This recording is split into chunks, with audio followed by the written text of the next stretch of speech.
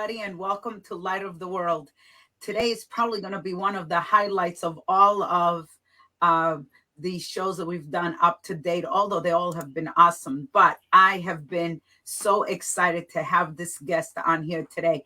And I'd like for you to help me welcome Tiaan Swart, who is so generous with his time and a life lived what I consider to be extremely well lived. I admire and I have so much respect for you because I am getting to know what you have done for our world and for people who are in hopeless situations. So today, I am honored. We're honored at Light of the World to have you come on the show and talk about your life experience and how God has really used you in an incredible manner, not just in South Africa where you're from, but in other continents, in other countries. And it's really remarkable what you have been able to accomplish with what has happened in your life. And let me just say this one more thing, because I think it's really important to understand.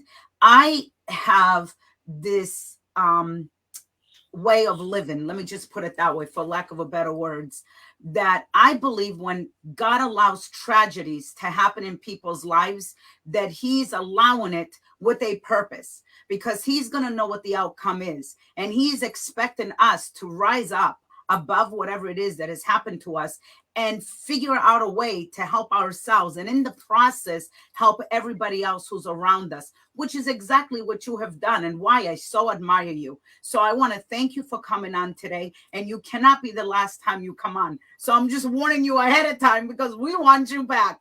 So I'm going to say a little bit about you, and then I'm going to turn everything over to you, and we're going to have a discussion here. So Tiaan Swart is the co-founded Nano Nutrients in Australia in 2020, together with his fellow co-founders, while building out his supply chain and manufacturing and bottling profile that spreads over 4 continents to bring to us Nano Nutrients International. Let me say something before I give to the next slide. The fact that you did this in the middle of a shutdown and the world was in crisis is amazing to me, because when the tough get what's that saying, when there is tough, the tough get going. I know I probably messed it all up, but and I should probably stay away from sayings, but I think everybody understands that that's what you did. And that is amazing right there. Right there is amazing that you were able to launch this during this period of time, which should tell all of us that there's a purpose in everybody's life. And when the whole world crashes all around us, there is a purpose for God's people, which that is what happened with you, Tiaan. So Tiaan established himself in senior executive roles within the wellness product formulation and manufacturing industry over a decade ago. He survived a terminal health scare in 2024 in a most unconventional way by using nature and plants. And I heard your story, and I can't wait for everybody else to hear this story, because it's the hand of God all the way. But what he learned helped him even more to understand what we and our families need to thrive in a modern world. His mission is to help others with the hope and resilience he discovered in his fight and life's journey. He believes that by following 100% plant-based and lifestyle-based strategy, you stand the best chance. And I am in agreement with that, Tiaan, by the way. Tiaan has worked very close with international laboratories, medical and nutritional scientists, researchers, and especially with formulation experts that specialize in the pharmaceutical design of natural medicines and products. He is excited to give you and I today a glimpse into a world that is a mystery to most of us. So let's welcome Tiaan. Tiaan, it's obvious. I purposely put those slides up, and normally I would just read it or do something with it and try to come up with my own words. But honestly, what you have done needs to be there, because this is going to go on YouTube. People are going to share this, and everybody needs to know exactly who you are and the reason why we should be listening to you today. So before we talk about the cancer, I want to talk about what what happened to you as a child. We talk about God says that he forms every person in the mother's womb. And at that time and in that moment in that womb, it's between God and the creator God and what he is going to create. Today, my devotional time, I read in Isaiah where he says, does the clay tell the potter what and how he needs to design? So to the world, what happened to you may sound like, how could God allow it? But not to God, who was shaping and molding you and creating you to be who he needed you to be. So thousands and millions of people could be saved because of your story and because of what happened to you in your mother's womb to begin with. So I'm going to show those pictures of you when you were a baby and a toddler here. And I would like for you to start off by telling us what happened when you were born. So, how did God uh, bring about a transformation to what had happened to you? Let's start there. Thanks, Dr. Citro. It's a real privilege to be able to speak to you tonight and to be invited to this platform.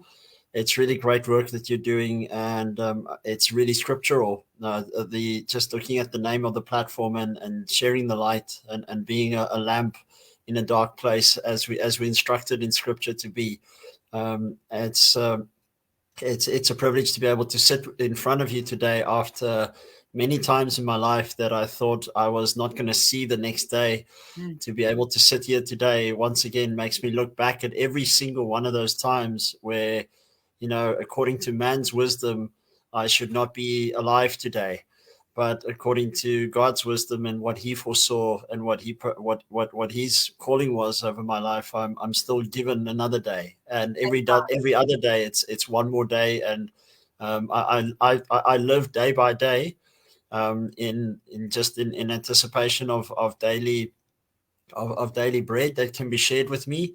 I plan for the future, and I plan for making a difference to other people at a mass scale because of everything that I've been through. I just realize how much people that are in my position today need this kind of information and need this kind of story to be told to them, so that they can gain power over their situation when there is really the appearance of no power and no ability to escape.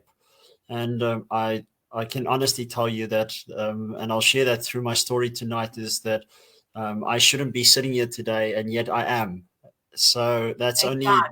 there's only one person that can be thanked for that, and it's our Creator and our Father God. So it's really nice. So I'll start with where I was born, with a severe impediment and a disability, where the my lip and my palate in my throat was just had a massive cleft. I wasn't able to be breastfed from my mom. They really struggled to feed me as a child, and before the age of 2, I already had a couple of major surgeries in an attempt to rectify the disability and what I was born with. So the the story went on for quite a bit with all the surgeries as a child, and I was in and out of the hospital. One of my first memories as a child was actually not of my mom being in a garden or next to a swimming pool. My very first memory of a child is me sitting inside that cage, Uh, rattling that cage in a hospital, hearing foreign voices, and me registering I've got fear. I don't know where I am. I'm looking for my mom. And that's my first memory. My first memory is waking up in a hospital, not knowing where I am, and being encaged by the bed that I was on, because that's the kind of bed they give to children of my age at that point. So how um, scary that must have been as a it child for you, because we oftentimes, and I want to pause for a moment, Tiaan, because oftentimes uh, people do not understand that a child is feeling things. We somehow think that they're children, they don't know, but that's not the case, because you just said that you felt fear, and you were what, 2 years old, or your first memory was of that. And we have seen the pictures that we had up in the slide here, that obviously you're young. You're a child. It's very clear you're a child. And it's important for people to understand the sensitivity towards children when they're going through terminal illnesses. Now, this was not terminal for you, but it was a disease that kept you away from everybody else while they operated and they tried to fix what needed to be fixed. And I think, Eliana, there is a picture of Tiaan as well. And that is probably after how many surgeries would you say that took place, Tiaan? I've lost count, to be honest with you. I'd have to go back into my book that my mom kept with all the surgeries and everything. But I've been in major surgeries in my life. I've probably been for about 18 or 20 of them. Wow. And apart from that, I've also been in unfortunate situations, like a massive car accident as well, that was supposed to claim my life, and also a miracle that I survived the car accident at the age of 21, when somebody poisoned me at a restaurant. I still don't know why. I still don't know how. But I woke up next to the side of a road, and my car was just smashed, and then I was chased off to a hospital after that. So counting all of those big operations, going in and out of a hospital, probably over 20. I honestly don't even know how many. It's been a long road. Well, But Tiaan, I can say this to you. And I mean this from a nice perspective. I'm not saying it from any other kind of perspective, but thank the Lord, because the operations that you suffered should have scarred you even more, because I went to medical school. And so I understand what kind of operations are required for what you had. And thank the Lord that you're a very handsome guy. So it's not the operations or whatever. The Lord was gracious to you even in that, because it doesn't always end your way. If I did not know, and if the audience here did not know that this had happened to you, you cannot tell by your face that you had all of those operations. But the Lord delivered you from that. Really miraculously, he did that miraculously. Even in your because you and I had a conversation on Tuesday with Rika, and I got to know you a little bit on that interview. But your disposition and your desire to help others, and your ability to have had this concept and the leading of God, and I also publish research, so I understand when you say that you were working with research. I should say you were working with researchers, that what you're talking about does not happen like that. And we're going to get into this story even more deeper, but I just want to prepare the audience who are listening here that we are really actually talking to somebody here today who had a terrible start to life, but the hand of God was with him. And so the tragedies that he suffered one after another have become really blessings. They've become victorious. And you, not only are you victorious, but so many other people that you have helped. So you had all of the surgeries that had to do with your cleft palate, and that got taken care of. And then you have a car accident, because I believe that that's where everything changed after that, because of what took place. So, Eliana, would you please put up the car, the picture of the crash that Tiaan had? Take a look at that, everybody. Now, Tiaan, I know, and everybody here knows, how do you come out alive with this kind of a picture? Car is completely destroyed. Tell us what happened on that day.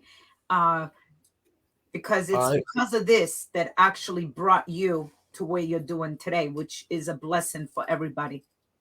Yeah, the evening I went out to a restaurant with a couple of friends, and the night wasn't we hadn't even gotten our supper yet. We were still going to order supper, And within the first two strawberry drinks that I had, I had two cocktails. It was a strawberry daiquiri. It's a light cocktail, and by the time I hadn't even finished my second drink yet there for the evening after we got there, and I started feeling really ill. And I don't remember much after that, but people were saying that I felt so ill and I went all pale and white in my face that I wanted to leave, and I became very stubborn and hard headed that I just wanted to get home.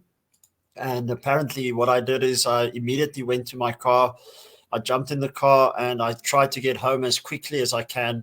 And after I must have been dipping in and out of consciousness in the car, but I just had my foot in the corner of the fuel pedal, and what ended up happening was the people that assessed my car accident said to me that when my car lost traction around the corner that I was traveling towards my house, the car was doing no less than 230 kilometers per Wow.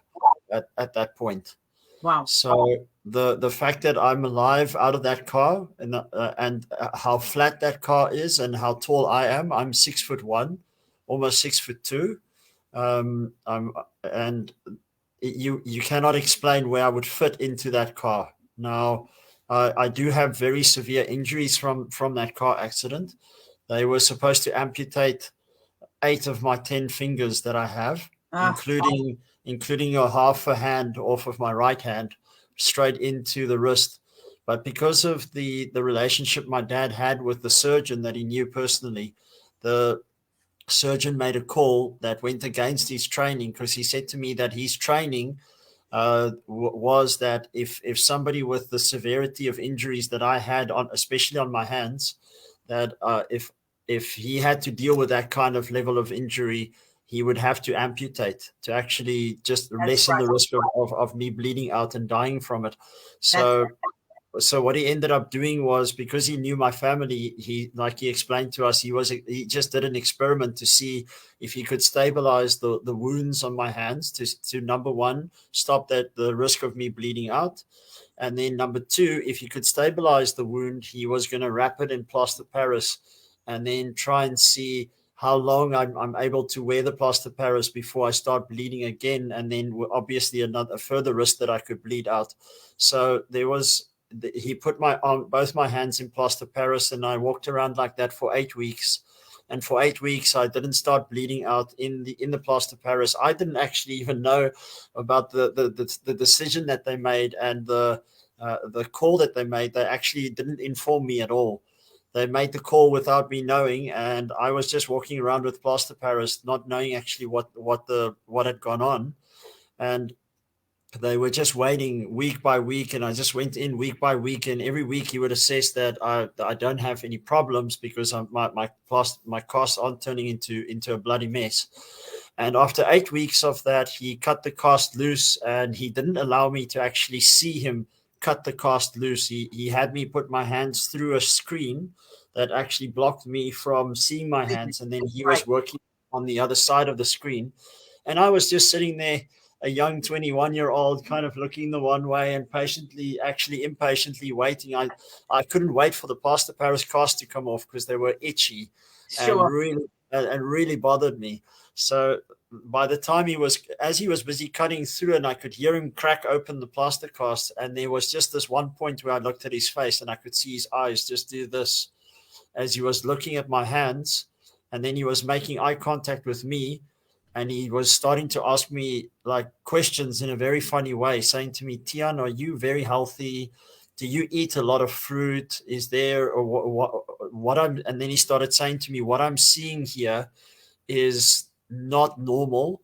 And there has been a supernatural recovery on the hands, because my hands were on my right hand. I had 80% of my hand was degloved from the way that it scraped on the tar as the car Sure. was rolling.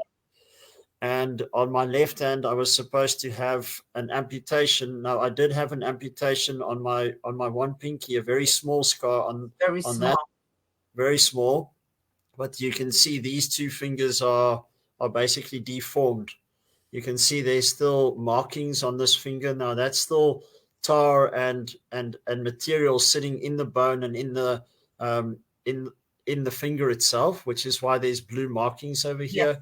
And you can see the knob on this finger over yes, here. They actually wanted to amputate my three fingers all off of here, and through a miraculous recovery, my hands repaired in a way that was not normal in any way. So I actually have my 10 fingers today, even though I have arthritis and very sore, very sore joints, kind of like somebody that has very old and very painful hands. And fortunately, I don't have that kind of pain anymore because of the products that we ended up developing that have actually solved these problems for me, even though the you can still look at them and they still look very sore. I don't actually have pain in these hands anymore, thanks to the products that we've developed, which has just been one of the main things that have driven me to be so passionate about what we do. And you are right. The car accident was a massive change in my life. Not a it wasn't an overnight change because I didn't realize that God was busy working with me. I didn't realize that that play. he was busy calling me. In fact, I wasn't even Christian at the point of my car accident. Wow. I had a very staunch Christian grandmother that prayed the socks off of anybody that I knew. And even to this day, I can't think of a person that could pray the way that she prayed. And she was just praying over me all the time. The So importance, if I can just interrupt for 1 second, the importance of prayer. We don't stop praying for people. We don't do that. We keep praying for people because oftentimes it is our prayers that the Lord is answering. And we see that through you. Because look, we're going to go on now and talk about how that car accident, how your decision after to follow God and to how it led to this incredible company that you say, and I agree with, that you do not have to have any amputation because of that formula that you have created through plants. And I want to go back, if I may, and have you talk about what did you think when that doctor said to you, do you eat a lot of fruits? What did you, I mean, you're 21 years old. You know, that's a question that's like, what? So how did you answer that? Because I believe that that's what led to where you are here today as well. So what did he mean by that? And what did you think? well, my first thought was I cannot tell him what my lifestyle really is like at that point because it was reckless and it was the opposite of looking after myself.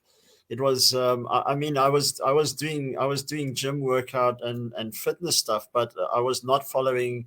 In fact, it was just a big time of partying in my life, you know, as a student. So the last thing I was doing was eating fruit and looking after myself at that stage in my life. And I actually only became a Christian at the age of 25. That was only So four couple of years. years later. Only 4 years. Only yeah. It was. I'm a very hard-headed person, Teresa. Ah, So, dear Lord. I don't know so what to do with people who are stubborn like you. I'm That's what we incredibly pray. I'm incredibly stubborn. It took me 4 years after a miracle car accident to realize that the big man's working with me and that he actually even exists. So it took me another 4 years after that. So I really needed a massive whack to be able to wake up, and it still didn't work overnight. So it's But been you're a rough done with the whacking, right? You're done with the ride. whacking. That's what's most important. I, Um, I hope so. To be honest with you, I hope so. you But don't I've, definitely I've have to fly down to South Africa, and I might have to. In America, we say dope slap you. So it's supposed to be a cutesy thing, you know. You dope slap somebody that's not listening. So, yes. but no, but you're in a great. That's a joke, obviously, that I just said, but um, it's impressive there, Tiaan. It's very impressive because at some point in time, you said, okay, there needs to be something out there because I'm not doing well. Because then right after that, you get cancer Talk about that. I mean, you talk about nightmare after nightmare, tragedy, tragedy, tragedy. And all along, God is setting the stage of what he's going to do with your life, which is amazing. So now all of a sudden, you're faced with another horrible situation. You hear Yeah, what happened. Something it's happened that caused that yeah. cancer. I got involved at a relatively young age already in the health industry, in health companies, in distribution of health products, and also in formulation of health products. And by the time I'd been involved in the industry for the first initial few years, the there came a night in 2000, at actually as to 2012 turned into 2013, on New Year's Eve on 2012, and on January the 1st in 2013, I fell down and became sick that same day, and I was bedridden for 97% of the next 2 years. And just watching my body go backwards, I wasn't able to get up and walk to the bathroom without wanting to, excuse the word, without wanting to vomit Yeah. from the exhaustion of standing up. I would be lying in bed, and I would be exhausted from just lying in bed. It's the weirdest feeling, Teresa. I can't explain it to you. And maybe there's people listening tonight that or today that can relate with this, where their bodies are so down that they actually know what it feels like to wake up after sleeping and be out of breath Wow. from just lying down. I can't explain it. It's just your body is fighting so badly. It's just busy fighting without you even walking around. It's busy fighting what's going on, and it's exhausted. And I spent 2 years trying to find a diagnosis of not the whole 2 years, but out of the 2 years of being bedridden, I spent most of it trying to find somebody to tell me what is wrong with me. And it was only thanks to research that I was doing myself that I eventually uncovered what the one thing that nobody was talking about. And that was actually something that came as a result of the massive operation I had when I was 16 years old, where the surgeons tried to correct the way that my top jaw was biting onto my bottom jaw. So it's a jaw correction That's surgery, right. and what they do is they sever the top jaw from the Mhm. skull, then they reposition it, and then they That's right. clamp and they tie it back together so that it regrows at That's right. a slightly different angle. And it was a total failure in the surgery, and at the same time they damaged the tissue in my entire jawline here at the top, from the back right up to the front where my nose is. And they damaged my roots of my teeth.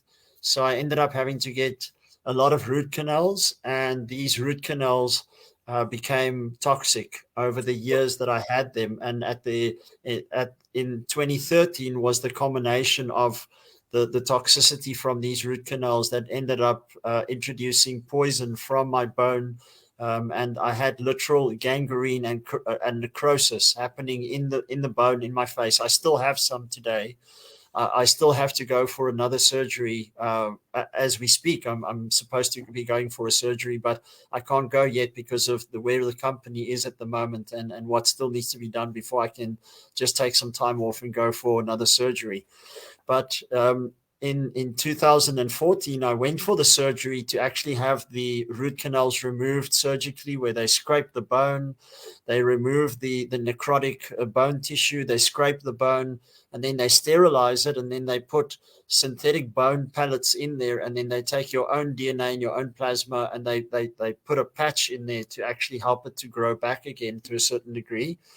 But that surgery was the surgery that got me to stand up out of bed after being bedridden for 2 years, and watching my body just switch off, vital functions as I was going along. At least it turned it around.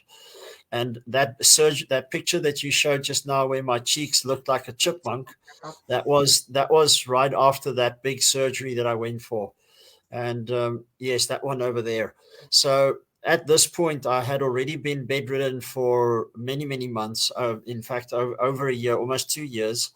And after I recovered from this surgery here, I became myself again. I had a sparkle in my eye again. I could start doing push-ups again. I could start walking around. I could walk to the bathroom without wanting to vomit from exhaustion. So I was starting to feel like I've got my life back again, and I was starting to assess what I'm going to do with my life and where I want to go with it.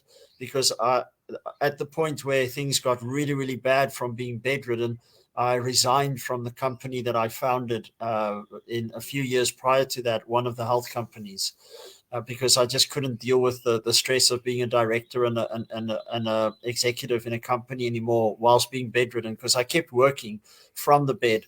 I was lying with my laptop on my lap, flat in my bed, and just kind of lying there and doing research whilst I was lying in bed, because that's all I could do. I couldn't Imagine, get up and walk around, but I could sit and watch a screen and type things. And that's what I did for 2 years. So, imagine people who don't have the medical knowledge that you had when it comes to how to help yourself. This is something that I'm very vocal about when I tell people, do your own research, do your own research, because oftentimes what we're told, and what actually there's other ways to still deal with issues, which is what you found. So if anybody has joined us, we are talking to Tiaan Swart, and we are hearing tragedy to triumph.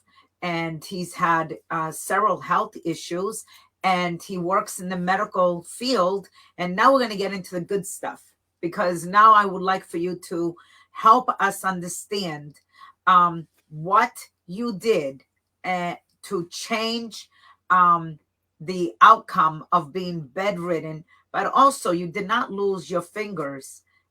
Thank God for that. You still have that, and you're back to normal. We understand that after a terrible tragedy, there are issues, and you had cancer, and that cancer had to be overcome. I don't think that you had chemo. Did you have chemo? no, this was right after the surgery that I was feeling I had my life back, and it was about 8 weeks of having normal energy again that all of a sudden I detected the growth on my body, and that's when I realized something was wrong.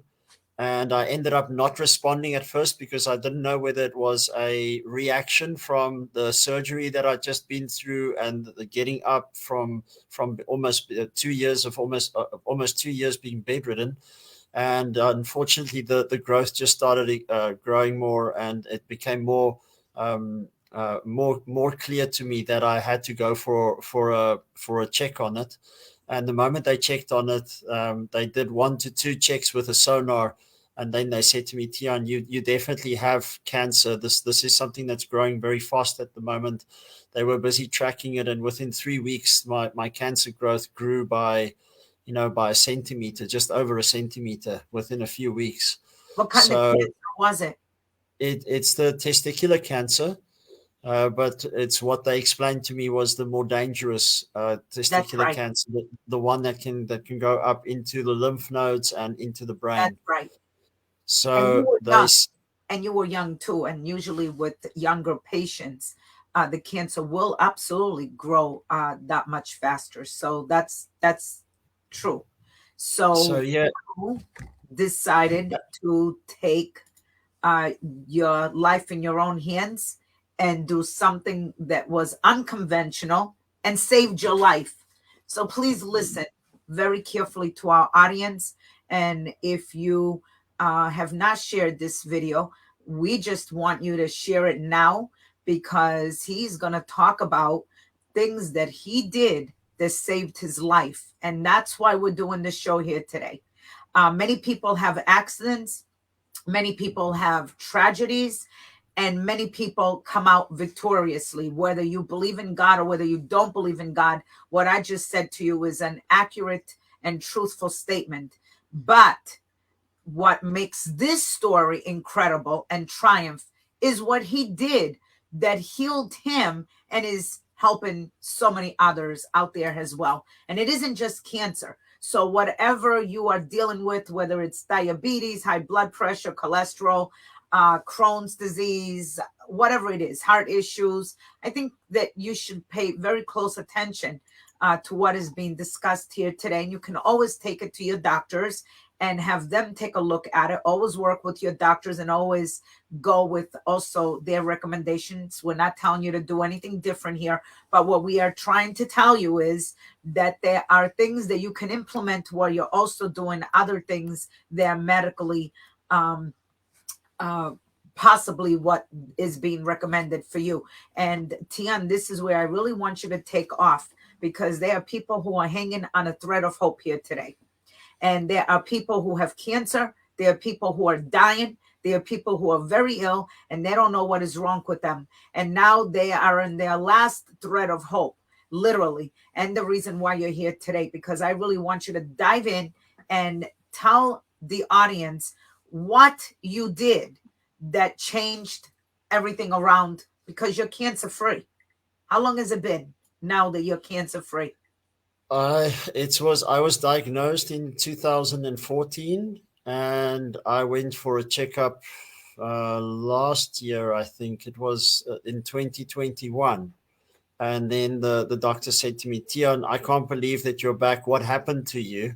Thank Because God. he still sent me to go to the oncology department, and because of knowing a little bit more about what people have gone through, and also seeing some of my grandparents pass away from cancer and from chemo, and being given harsh treatments and their bodies not being able to handle it, I just made a personal decision, and this was a personal decision.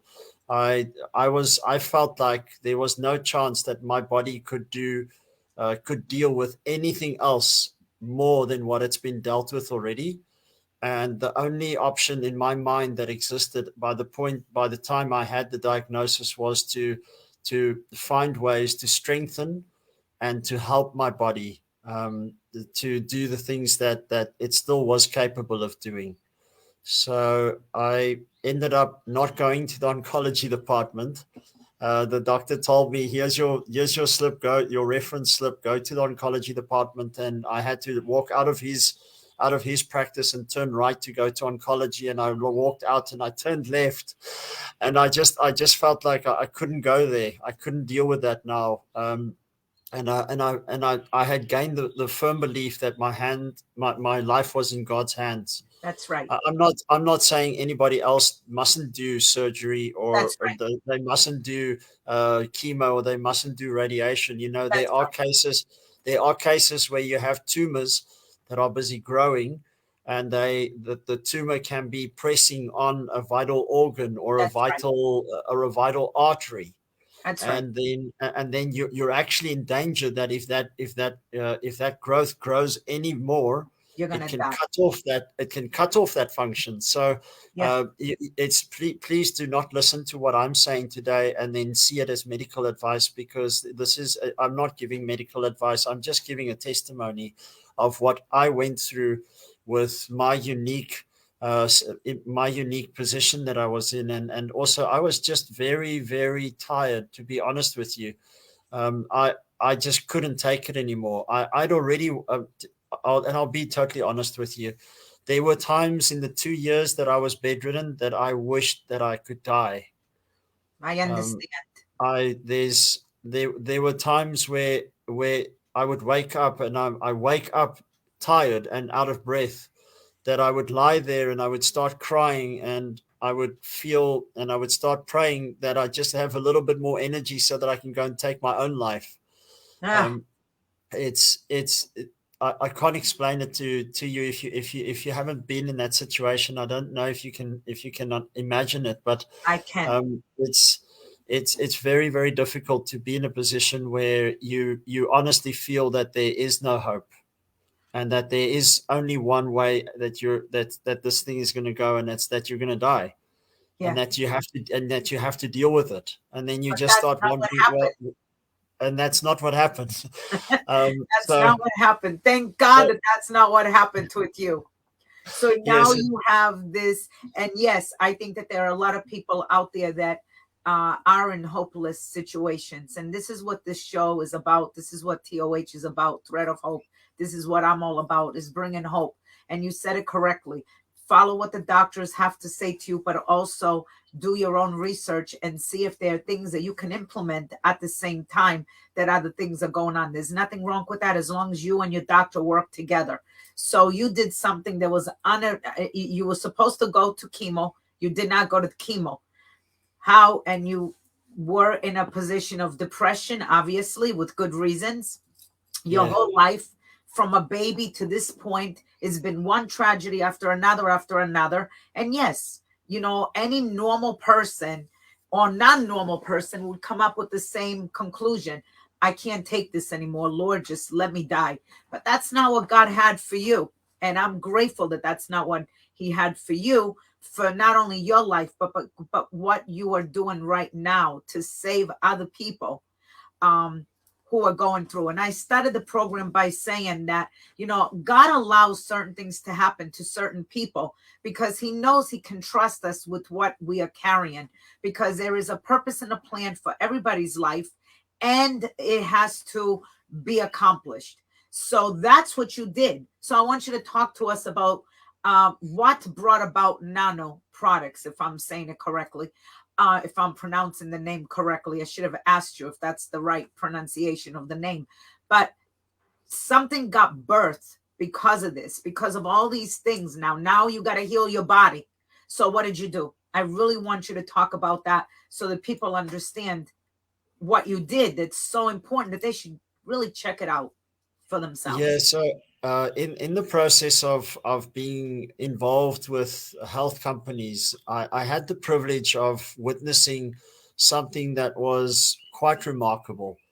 I I witnessed people being turned away by their doctors and the best doctors available, saying to them that they cannot help them with the current treatments that are available anymore. They've exhausted all their options, and they send a person home with a prescription for morphine, or for opioid tablets, so that they can literally just go home and try and numb their pain with pain tablets. And I met people like that in before I got sick. And we were developing products, and we were using certain plants in the formulations and using combination of plants in different formulations. And with some of the products that we were making, we really we saw miracles happen. We saw the body of a sick person turn into a strong body again after the doctors said that there was no hope for them. And I think that gave me a little bit of an advantage and a little bit more confidence than the average person out there that doesn't see that and isn't aware of that, and then has to deal with his own diagnosis. So by the time I was diagnosed, I had already gained tools that the layperson doesn't know about. And I had already gained insights about plants and how certain plants can do certain things to help the body to get stronger. And this is something that shocked me about the medical world, and that is that the medical world, the doctors that you deal with, most of them have absolutely no training in nutrition. And to That's right. them nutrition and medical treatment are two worlds apart. And I understand why. It's because of the way that the definitions are written, and the way that allopathic medicine Looked at. is actually looked at. And allopathic care looks at how do you reduce a symptom, like how do you take a pain tablet and get rid of the headache, but at the same time you're not dealing with the core issue on why the headache even started. It's just you're taking it away, you're allowing the body to not feel the symptom of the pain, and then you're just Right. allowing the body to deal with it in its own way, which is in the end the only way that anybody ever heals. It's the body doing the miracle work. It's the body that's capable of healing itself from cancer. The body's capable of healing itself from blood pressure issues. The body's capable of regulating itself. I like that But you said that because people do not understand that oftentimes certain medicines are band-aids to what else is going on in the body.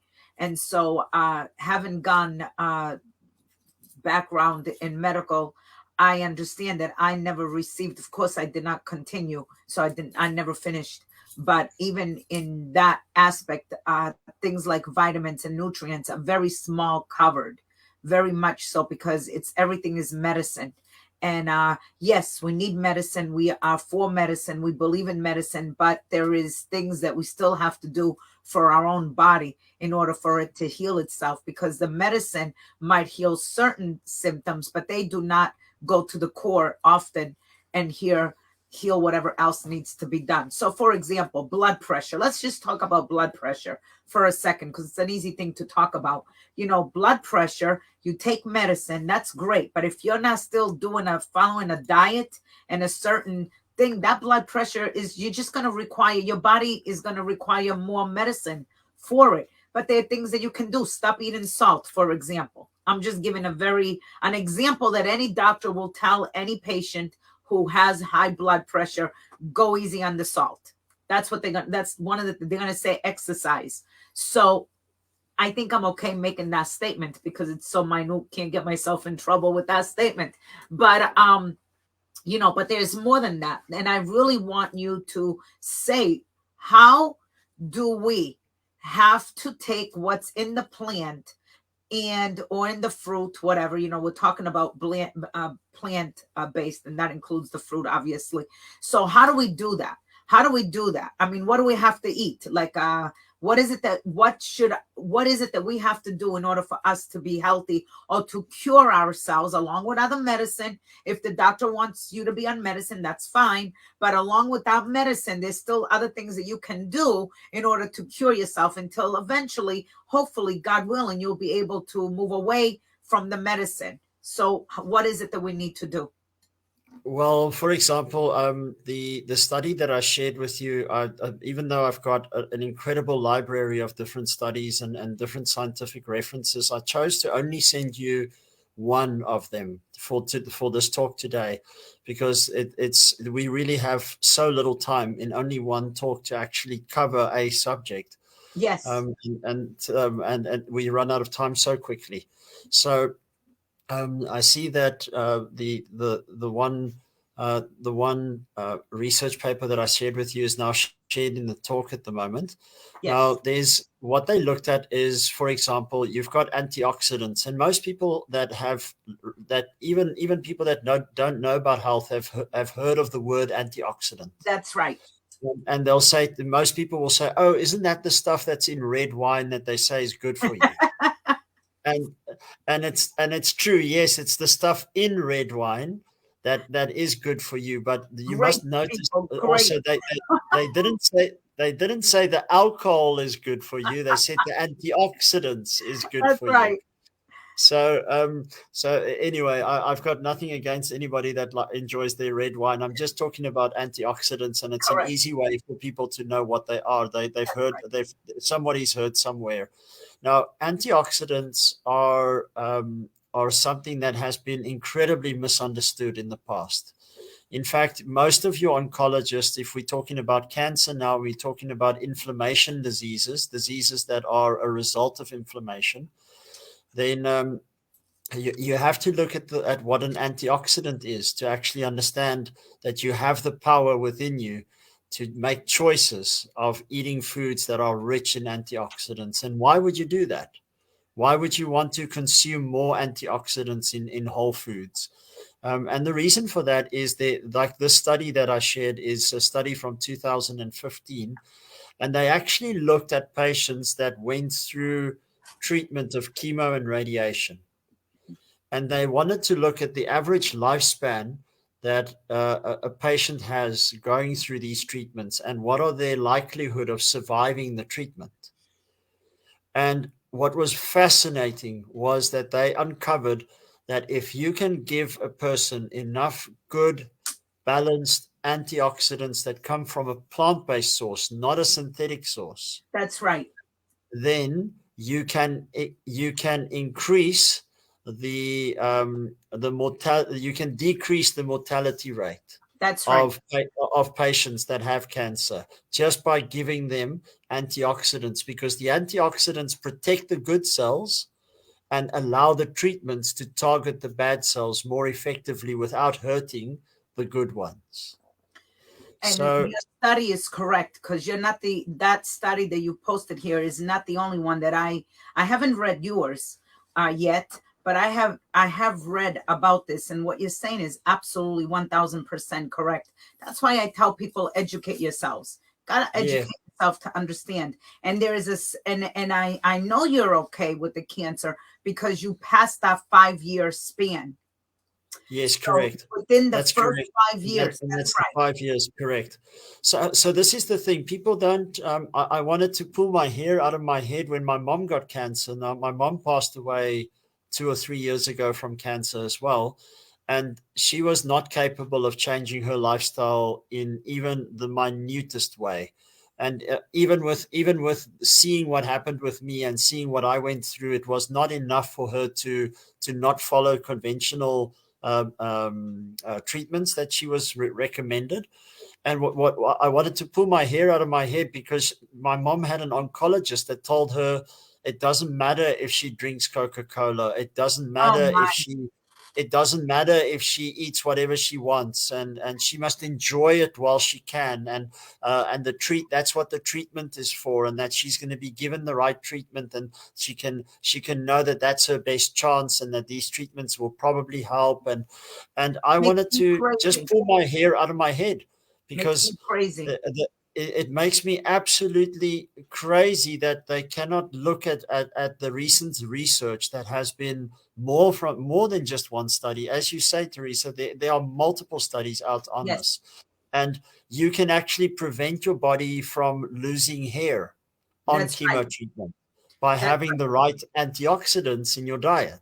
That's You right. can and why is this not 101 training 101 from your oncologist when they're speaking to you?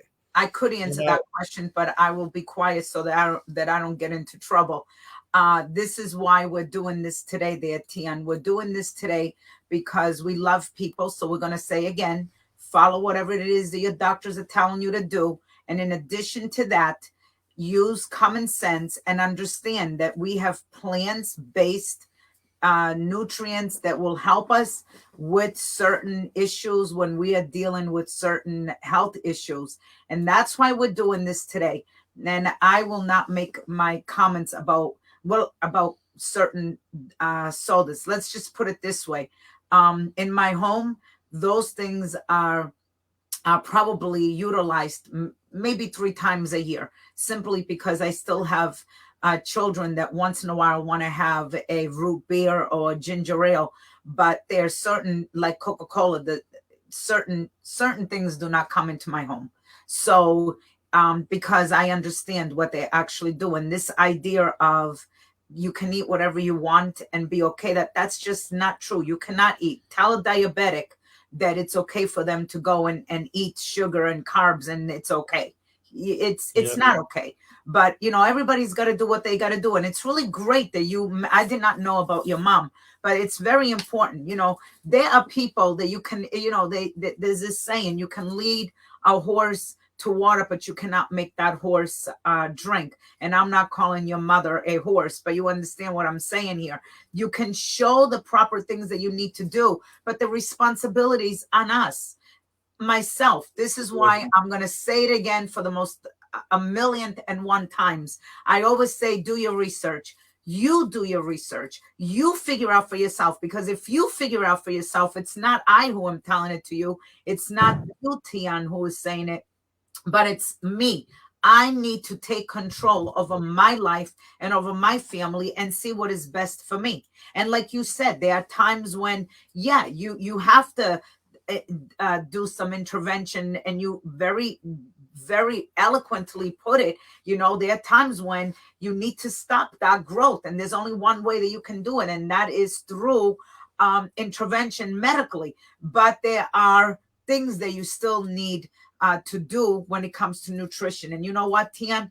I am given signals that we have 5 minutes left to this program. So yeah. I would like to ask you, is there a way that you might be able to come back now that we set the stage, that we can talk specifically the importance, because not all vitamins are really something that people should take, because there are certain vitamins and they have to be produced a certain way. And I've known this for a very long time. So, you and I had a conversation on Tuesday, and I knew this back, I don't know, 7, 8 years ago, that not everything you can take, because the body then has to break down what we have taken. So, Tiaan, I'd like to give you the last 3 minutes with the understanding that maybe you will be kind enough again, and maybe you will return so that we can finish this conversation, because we needed to set the stage for everybody here today. We needed to say Tiaan Swart, uh, Swart did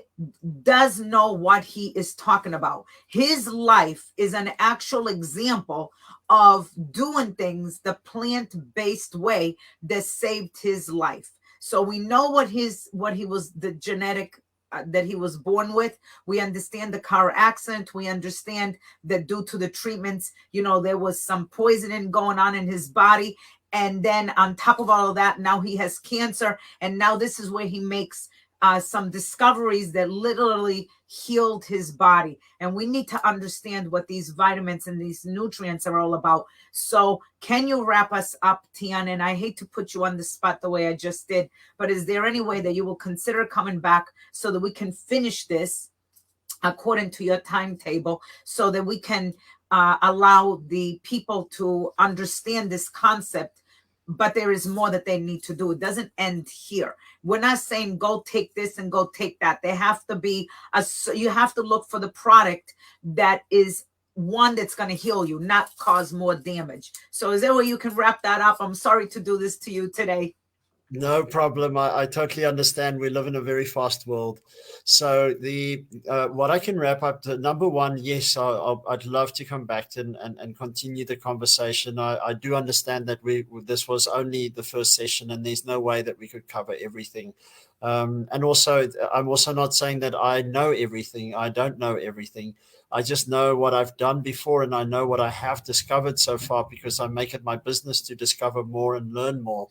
And one thing I can say as a patient, or as somebody that's gone through all of this, because I'm not a medical person and I'm not a doctor, so I'm not saying to you that I'm giving you medical advice. In fact, I'm admitting that I cannot give you any medical advice. That's right. But one thing I can share with you as a fellow patient and a fellow non-doctor, I can tell you that one thing that really empowered me as somebody looking for the truth and looking for the best answers that I found would work for me, was that I am allowed to go for a second opinion.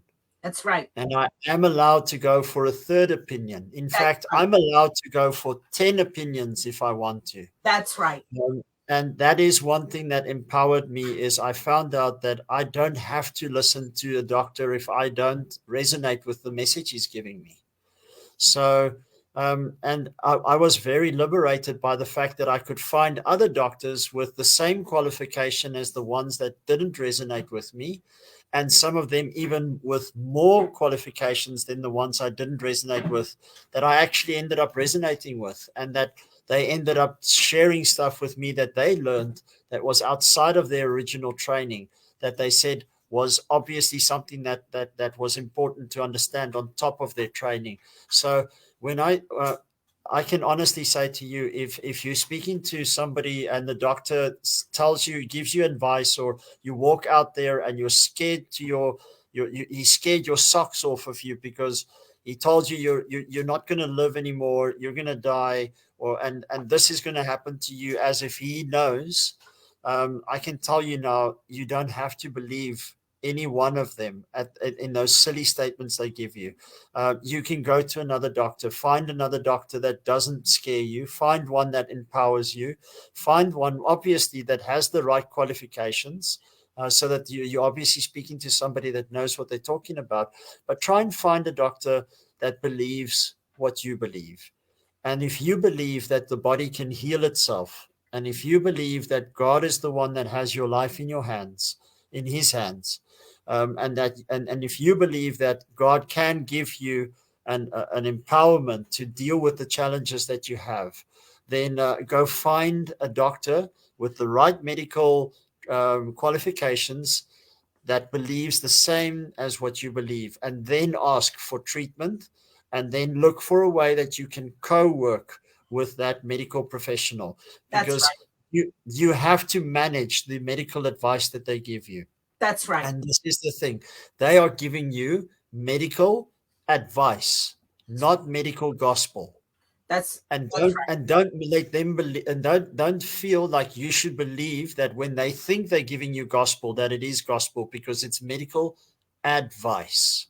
That's It right. means they can be wrong. And you have to understand that they can be wrong, and that you have to you have to take responsibility over what's happening to you to a large extent, because you cannot leave your entire life in their hands, when number one, your life belongs to God, not them. And number two, there are things that they don't know, that sometimes you would think that they should know, that can be very relevant for you to find out. And I'll talk about some of those things in some of our talks next. But it comes back to what we put in our mouth when we go to sleep, how we manage our relationships, and a whole bunch of other things that are actually common sense. And I'll talk about those things and how you can actually turn it into quite a powerful fight in against very, very bad diseases that are out there. And it's the same for all of your dreaded diseases. The same principles that count for strengthening your body in cancer are the same principles that strengthen your body in fighting diabetes. It's the same principles that count for strengthening your body to go run and compete in an Ironman triathlon, are the same things that you can do to strengthen your body to fight cancer and to fight all of these things. And I'm excited to share stuff like that with you. Well, I am in full agreement with you. I echo your sentiments here that we are not medical doctors. I made a statement that I went to medical school, that I started a program in medical school, but I never finished. And my PhDs are in leadership and in corporate leadership and leadership in education. So I do not hold a medical degree in any way, form, or shape. However, I do know the plant-based uh, products, okay, do and can heal people. And I can give you example after example with friends that I know of that I gave the information to, and they took it. Some of them they were cancer patients, and they took it. And also in my own family, with a member that was diabetic, with the diabetes went away from a 43.7, I think, milligrams of medicine that they needed to take, in addition to taking also a pill form. And I said to that person, do you trust me? If you trust me, then do what I'm going to tell you to do. Within 3 months, the level that was a 13 went down to 6. Now you understand that, Tiaan. From 13, it went to 6. The blood work came back, and the doctor called me and said, what are you doing? What are you doing? I don't understand what you're doing. And I said, it's very easy what I'm doing. Here it is. Here's the information. Wow. All right, keep doing what you're doing for that person. And I also have a child who was miraculously healed from a plant-based. So I stand with you. I don't just bring these programs just to talk. I believe that there are people who are suffering, who are hurting, and I'd like to see everybody enjoy life. So I'm not telling you not to follow doctors. I have so many medical doctors who are friends that I support, that are awesome. They're doing a great job. And we agree that there are medicines that people can take and should take to help them. But we also agree that there are other products that patients should take in order to heal their body and heal themselves. No doctor wants to really see a person not healed. They take it very difficult when something happens to their patients. So we're not telling you stop your medicine. Continue doing what your doctor is telling you to do. We're saying that there's other things that you can do in conjunction with, and never make a decision without talking to your doctor, and always go with Yes. your gut feeling and the leading of God, because each and every one of us knows, you get that flight. Everybody has this within us, that if we see danger, if we feel danger, we're like, we stand back, we don't move forward. And it's the same idea. There's certain things that we feel like, okay, I got to do this, and then there's times when we feel, okay, I got to do this and something else. So you can do two things at the same time. You can do one thing, whatever it is that is best for you and that your doctor agrees with and you agree with. Do what you need to do. That's all that was saying. However, I am grateful for what you have produced that we are going to talk about later on, and for using your life there, Tiaan, to save not only yours, but so many others. I am grateful for people like you who are pioneers and have accomplished a great deal to help others and live lives that are actually healthy and energetic, and you feel like getting up in the morning and say, thank you, God, I got another day of life. Let me go do what I got to do. And with that, are there any questions that I need to address? I'm not sure. Just okay, there is one question, and I don't want to ignore. So let's just see if it fits. Okay. Okay, Gabriel. In the case of the first operations, he said he was not doing well post operation, but he did something which no one told him, that he knew that his jaws were not aligned properly and that some of the tissues were tampered with. Then how did he know that he was not in the medical line has that time? So how? Okay, Gabriel, you're somebody that I know. We're going to answer this question very briefly. Like, I don't know, how far are we? It's 3:08. 3:08. Okay, so we went 8 minutes more than what we need to do. This is your call. Can you answer this question like within the next 2 minutes, or can we taper it off to the next session? Because Gabriel is one of our followers. He's a friend of mine, so he can wait for that answer. If we think that it needs to be a little bit longer, which probably will have to be a little bit longer. So, but Tiaan, what would you like to do here? Yeah, I can just say I can give him a short answer, and Okay, then we great. can expand on that next time. Okay. But one thing I can, if I understand the question correctly, because I'm just I'm struggling to read exactly what he's asking, but I think I think I know what he's asking.